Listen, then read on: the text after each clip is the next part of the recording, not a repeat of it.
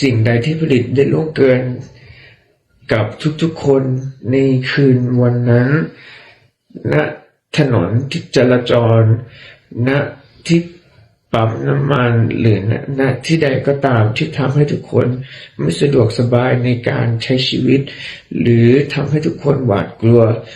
ผมขออนุญาตนะครับขอโทษนะครับซึ่งบทเรียนเหล่านั้นนะครับที่ผมทำก็ผมได้รับกรรมเรียบร้อยแล้วนะครับผมก็ไม่อยากจะเป็นคนที่ไม่ดีแบบนั้นครับผมขออนุญาตแก้ตัวใหม่ขอให้สังคมช่วยยกโทษให้ผมด้วยได้ไหมครับผมรู้สึกผิดมากครับผมขอโทษจากใจจริงด้วยนะครับ